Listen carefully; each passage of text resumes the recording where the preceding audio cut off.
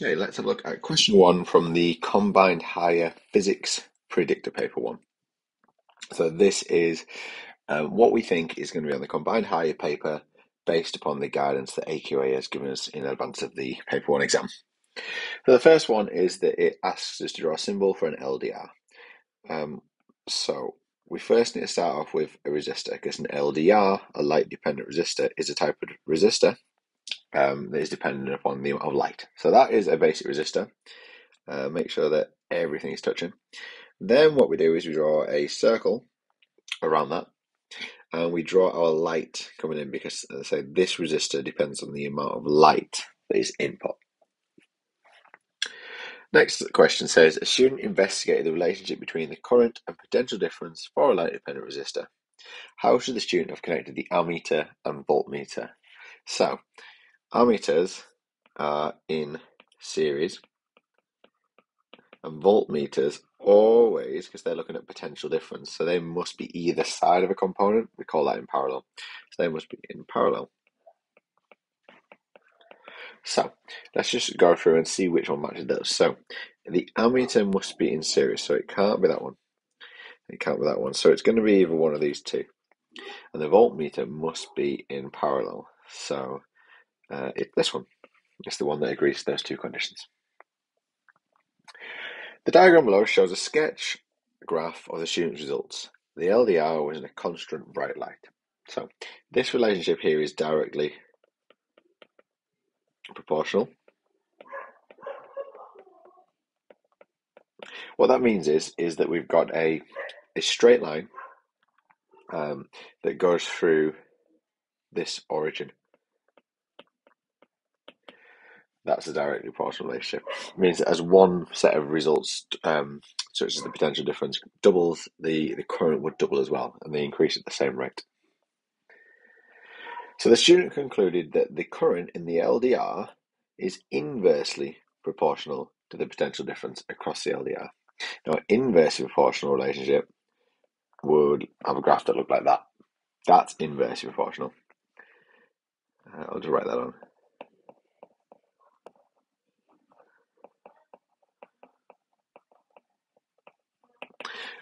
We have to explain, so that's command word, so say why the student's conclusion is incorrect. So the graph shows a directly proportional relationship as the line of best fit is straight. We'll put diagonal, and passes through the origin, which is 0, 0. Okay, so that explains why they're wrong, because this graph here is directly proportional, not inversely proportional. The student repeated the investigation with the LDR in constant dark conditions. So a light-dependent resistor depends upon light. So if it's constantly in dark, then that's going to mean that the resistance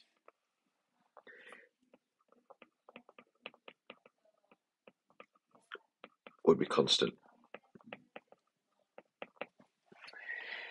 Sketch on the diagram above a graph for the LDR in constant dark conditions. So this question is one where commonly people lose marks because they don't realise that there's something to do. Always look for the marks where there's something to do. But it tells us to sketch it, so we have to draw, and it says on the diagram. So I have to go back to this graph. So I have to go back to here. Now, as I said, because the LDR is in constant dark conditions, it means the resistance is going to be constant. So if resistance is constant, and this is to do with the 3 IV graphs, remember you've got your 3 IV graphs, so you've got your IV graph for your filament bulb, and in the filament bulb, remember that the the current, the I, and the potential difference. What happens is, as potential difference increases, the resistance gets higher because there's more current passing through the wire. So the wire gets hotter, and we see this area of the graph, the that increased resistance starts to curve the graph so that current doesn't increase at an equal rate. So that'd be a filament bulb. And we had our graph for our LED. So that should look something like this. And that means that, that as the potential difference increases, you get a current increase only in the positive direction. And it takes a little bit, there's a little bit at the start here where you need a certain amount of PD in order to increase that. But the graph that we're really interested in is the third graph that you need to know, which is this one, which is the one that we see above for our IV graph. And this is for an LED at constant temperature. And we get a directly proportional relationship because resistance equals constant. And that's because the temperature is the same. So this idea here about an LDR, so that depends on the amount of light. And if the light is constant, we're going to get the same thing. We're going to get a directly proportional relationship. So the graph that we need to draw is a directly proportional graph. So all that means is we just need a straight line that goes through our origin point. So it could be something like that. It could be something like that. It does not matter as long as you draw a straight line that goes through the origin point. You'll just pick up both marks there. So something like that is absolutely fine.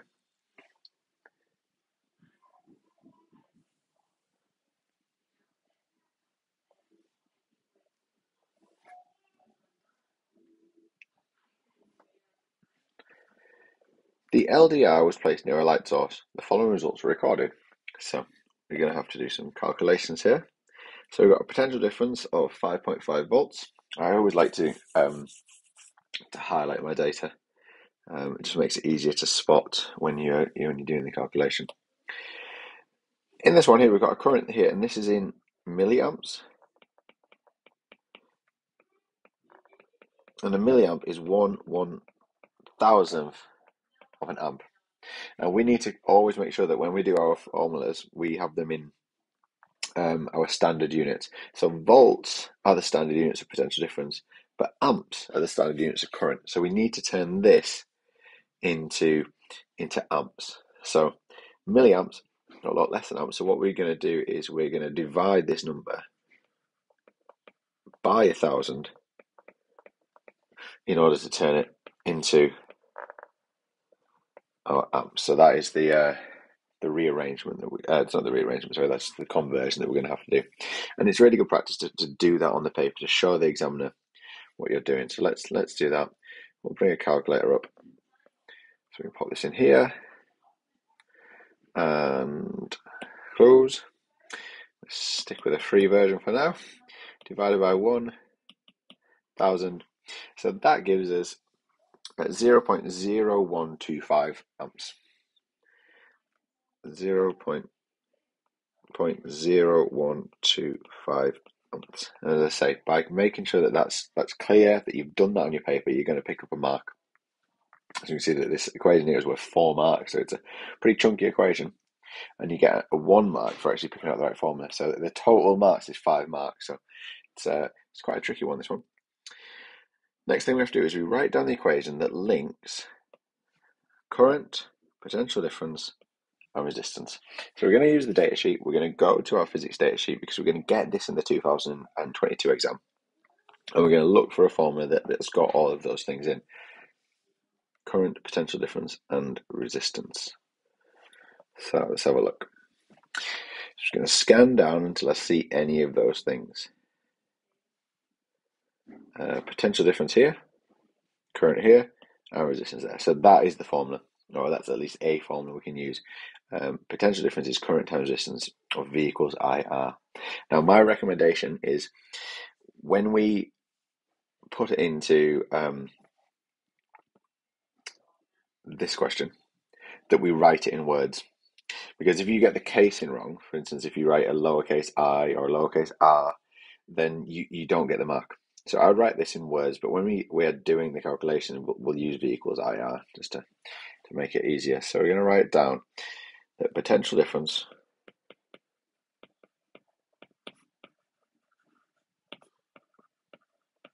is equal to current multiplied by resistance. And that is the formula that we are going to use. And the next step is to just do this. We're going to actually calculate the resistance. So we want resistance. So let's do that. So I always like to use FIFA in order to guide my my process and make sure that I always follow the same process for doing any calculations. So the F FIFA is to write down the formula. We've done that already. The next step is the I of FIFA. So there we input our data. So I'm going to replace potential difference with my potential difference reading, which is 5.50, which I'm getting from here. And I just follow down. So equals the current. Now I've got the current here, but remember we've converted it.